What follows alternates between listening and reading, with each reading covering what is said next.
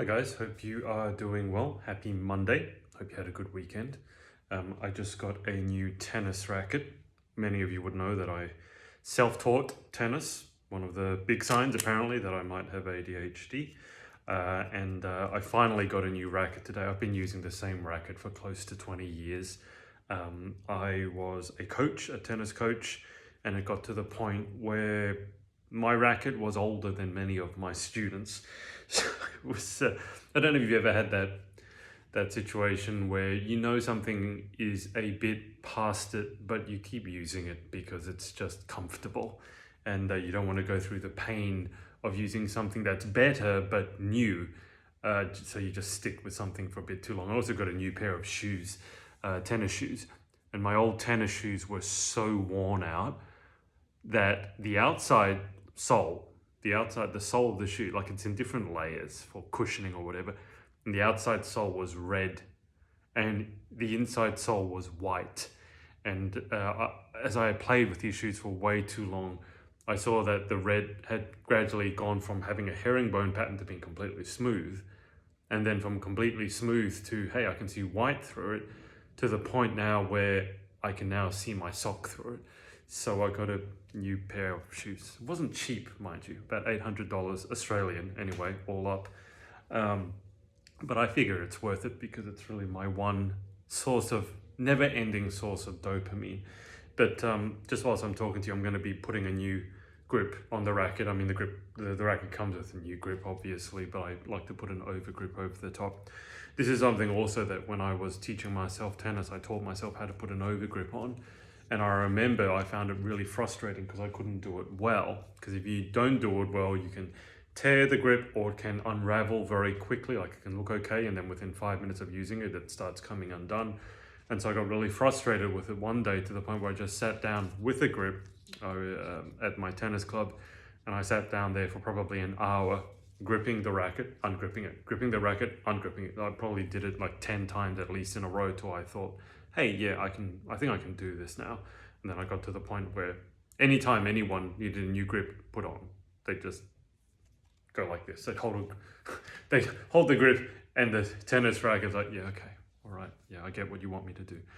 But what I wanted to just mention today, I was thinking on the weekend, because as I'm looking to go down the official diagnosis route, and if you missed that video, I'm thinking of going with a psychiatrist rather than a psychologist. I mean, those are really the two options, at least here in Australia, psychologist or psychiatrist. And I want to go down the psychiatrist route because if I do decide to go on medication, only a psychiatrist can prescribe that. A psychologist cannot. And then, so if I saw a psychologist first and then decided, hey, I wanted to try the medication route, I'd then need to go through the whole process again, pretty much, with a psychiatrist. So here in Australia, to see a psychiatrist, you need a referral from your family doctor, which we call a GP, a general practitioner here in Australia. And, so thinking about that, obviously, you just start thinking about ADHD, adult ADHD in my case, and what some of the symptoms are, what you've heard from other people. And you do also, I have to say, you start falling into that trap where, it's like a hypochondriac looking up WebMD. Suddenly you start thinking everything is because of your ADHD, or that everything is a sign of ADHD, or every single person you know has ADHD, or every person you know, they think they have ADHD when you mention that you might have ADHD. And that is definitely something I'm very cognizant to avoid. I don't want to be one of those people who simply says, hey, everything is ADHD, the sky is blue. That's because, God has ADHD or something like that. But one of the things that I remembered was that I have perfect pitch. Now, for those of you who don't know, perfect pitch, or I think in medical circles it's called absolute pitch. What it really means is I can hear any note. So the example I had on the weekend was my vacuum cleaner makes a very particular pitch when it's whining away, whirring away. And I just thought, my perfect pitch. I wonder if I still have it, because I started playing violin at the age of 2, But for one reason or another, basically because I hated school and being forced to do things against my will, I pretty much gave up playing violin at the end of year 12 and then haven't really touched it regularly since then. So I'm very out of practice. That was like probably 20 years ago. But I just wanted to check, do I still have perfect pitch? And I thought, okay, I'll listen to the vacuum cleaner note. And then I thought, okay, I think that's a B.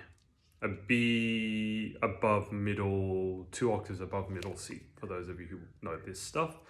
And sure enough, I went to the piano just over there and I was right, pretty much. Anyways, one of the weird things that's happened is that my perfect pitch has gone sharp by a semitone all the time. I still know exactly what it is, but it's always off by a semitone.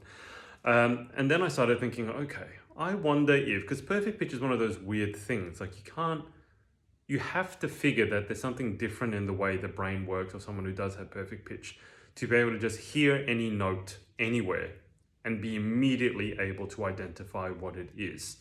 It gets to the point, I mean, practical applications. I mean, it's good for musicians, but to give you an idea, my friends at school who knew I had perfect pitch, they would bang a music stand and say, Adrian, what pitch is this? Or we'll be walking on the steps and they'd bang the railing and Adrian, what pitch is this? And I'd be able to tell immediately. I mean, that's probably not very practical. But one of the practical things was, and this is one of the reasons I was always a bit sad that I didn't learn the piano, that I learned the violin. I can listen pretty much to any pop song and immediately be able to play it, at least on the violin. I'd rather play it on the piano, but I didn't learn the piano. And that's because I don't need the sheet music. Most people would need the sheet music. Like if you hear a Taylor Swift song and you want to play it, you need the sheet music before you can play it. I don't need that. It doesn't take any figuring out. I can just play it straight away. I say pop music because pop music is a lot simpler than most classical music. I'm not saying I don't enjoy pop music, but just from a pure technical sense, it's a lot easier to play than most, like a Mozart or something like that. And so obviously it has certain benefits as a musician. It certainly helped me pass my music exams. There literally was a part in the music exam here in Australia which was, hey, what's this note? And, a lot of my friends would freak out about that because how can you study for something like that? I actually don't know. But for me, it was very easy. They'd play a note, it's like, yeah, I know what that is. Yeah, I know what that is. And then they'd play chords, like, yeah, I know what those chords are. But as I said, ADHD has obviously been on my mind. And I'm just waiting to get the GP referral before I go to the psychiatrist. And I started thinking, hang on, I wonder if perfect pitch has an increased incidence in people with ADHD. Now, it turns out not so much, but they do think that perfect pitch or absolute pitch occurs with greater frequency in people with autism. Now, the average rate apparently in the general population of people who have perfect pitch, I could be mistaken here, but I think it's somewhere between 1 and 15 in every 10,000 people. So for those of you doing the math at home, that's significantly less than 1%. So it's considered, and obviously I only saw that one statistic, maybe it's wrong, maybe there are other statistics out there, but apparently in the general population, that's the incidence. It's less than 1%, significantly less than 1%.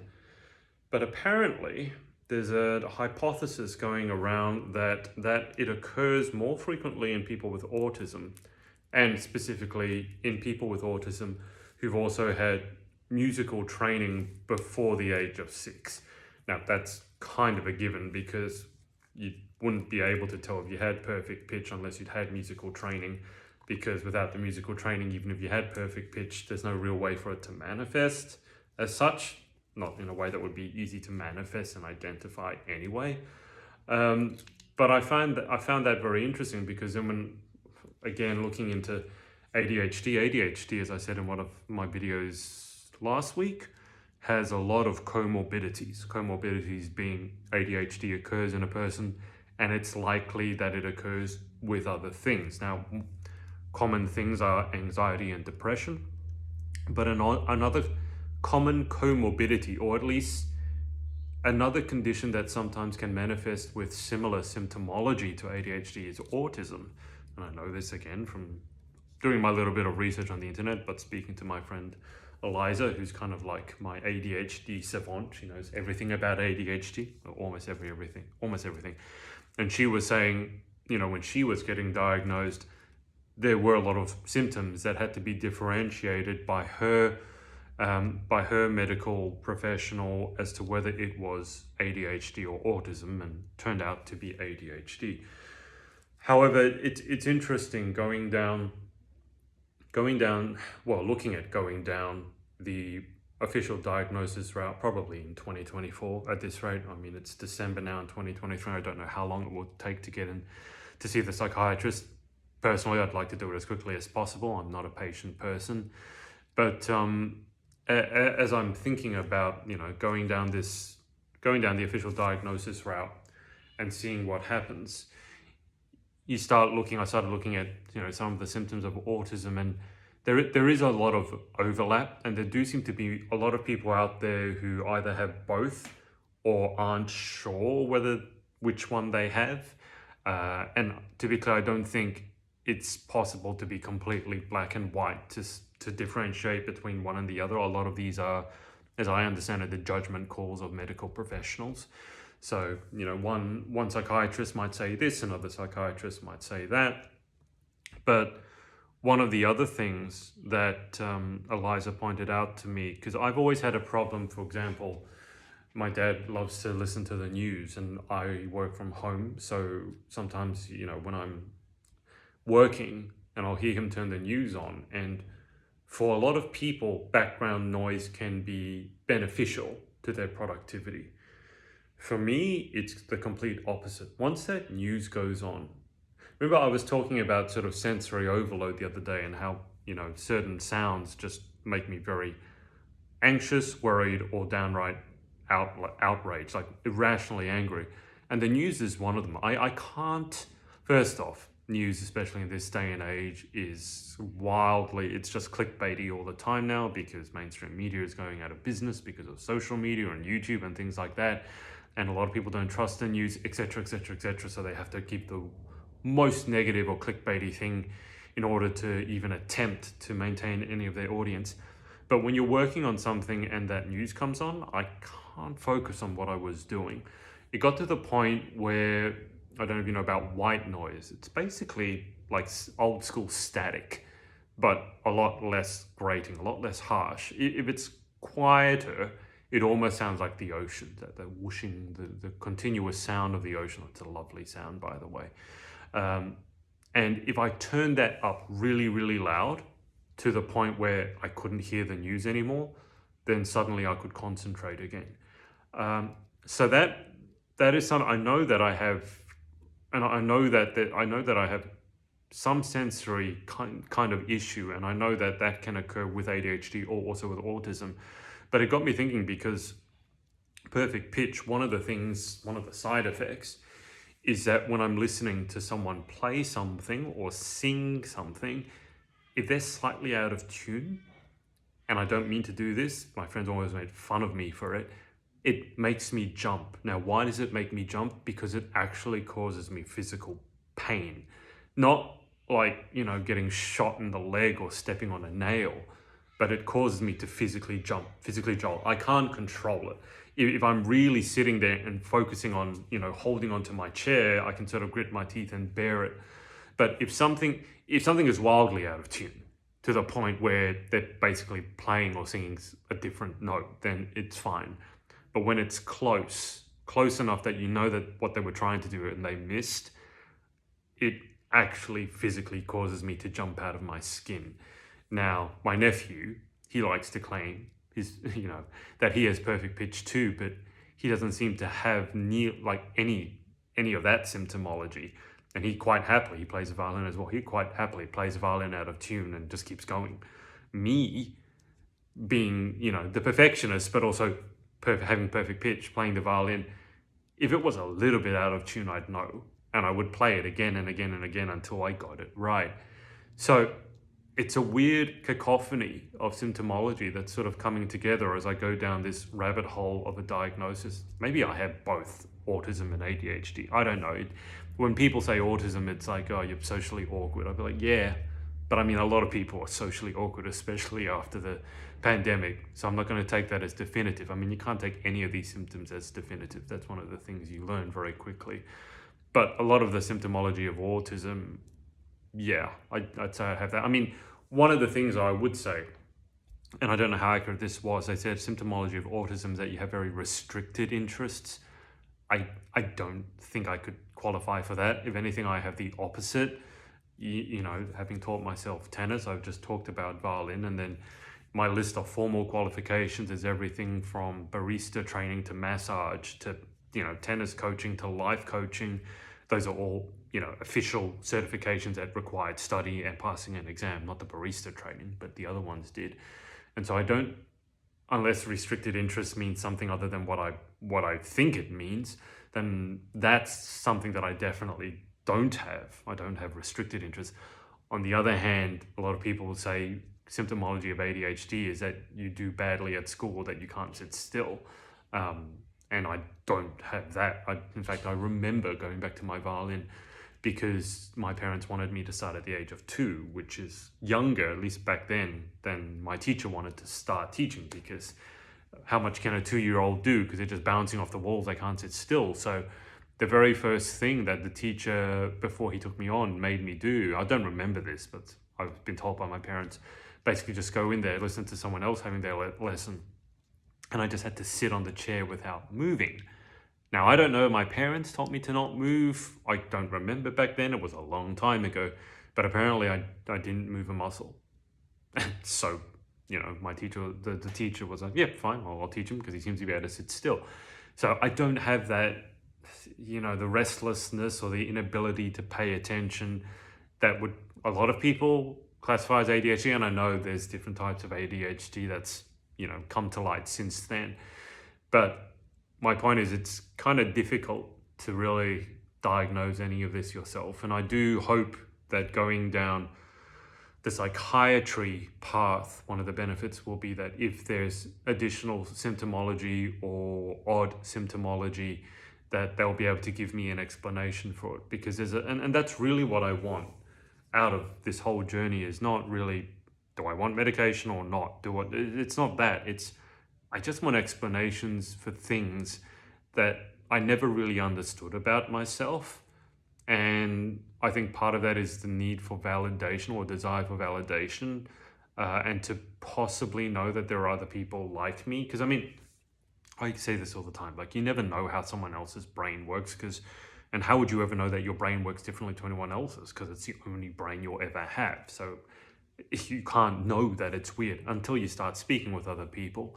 And then you start saying things that show or betray how your brain works, and other people kind of look at you funny, or, you know, they pause or they just glance at you. Sometimes it's very unobvious, like, you just kind of have to look, because they don't say, hey, that sounds weird, your brain must be weird, you must have ADHD, right? They just kind of pause or glance and look at you a bit funny. It would be nice to know which parts of my thought processes and the way my brain works really are just a different way that I work, and which parts are, yeah, that's normal, everyone feels that way from time to time, and then which parts may be explained by an official diagnosis of ADHD or autism or both or neither or something else.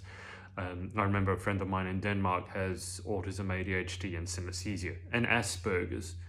Actually, I don't think she has autism, she has Asperger's, which I believe is on the spectrum, but not as severe as autism. Correct me if I'm wrong. But it was always weird. I think, for me anyway, at this stage, one of the clearest signs is that when you speak to someone who has ADHD or something like that, and then you feel like you've had the best conversation of your life, even though you just met that person, I think that's a sign. Like, to have that much in common with someone on the other side of the world, I think that says something. And for it to happen more than once, you know, if you're speaking to people and you really connect with a few of them, and then you find out that, you know, this one had ADHD, this one had Asperger's, this one had this one, that's probably a good sign, I would say, that's as good a sign as any to get tested. Because I think for most neurotypical people, having conversations with people like that can be distracting and exhausting, particularly because the conversation can, well, I was going to say, wend its way around. It's kind of like, it's a ball of string. You never know where it's going to go, and you just start on pulling, and unraveling. You never know when it's going to end. So I certainly noticed that with myself.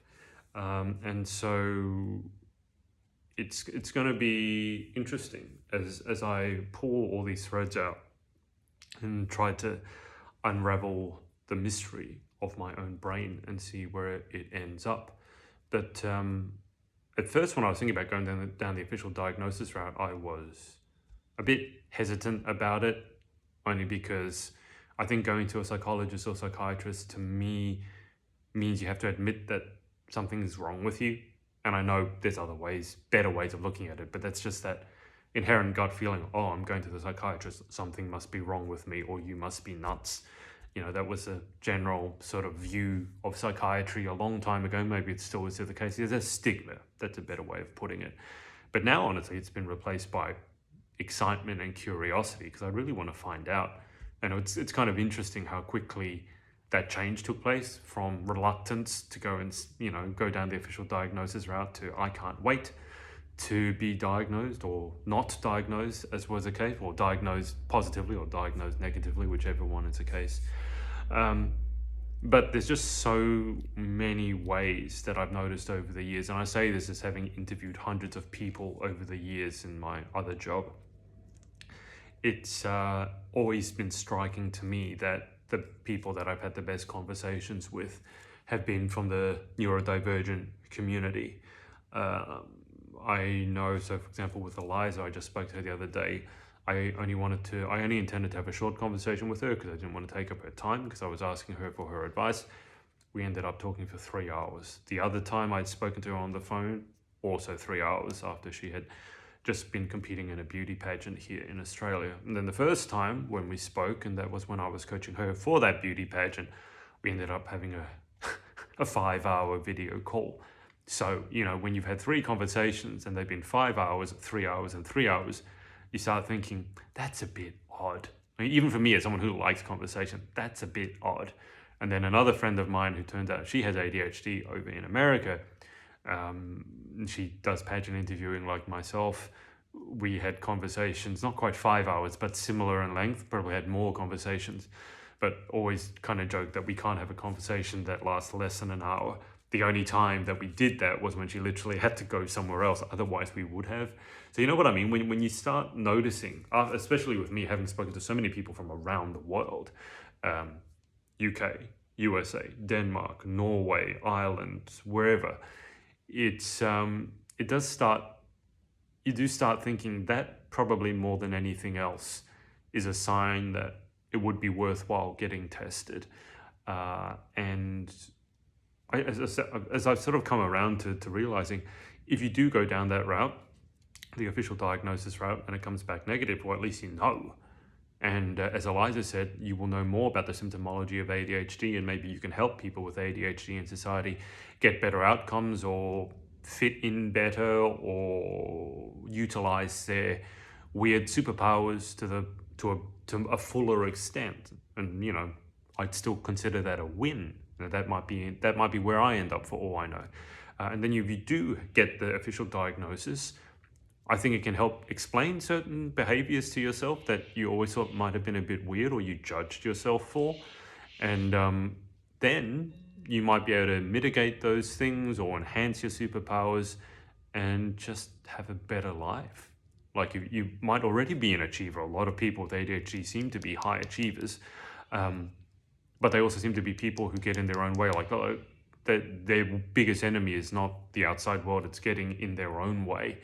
And self-sabotaging, I guess, that's probably not the right terminology, but I can't remember who said this, but ADHD, the classic sign is you know what to do, you just need to do what you know.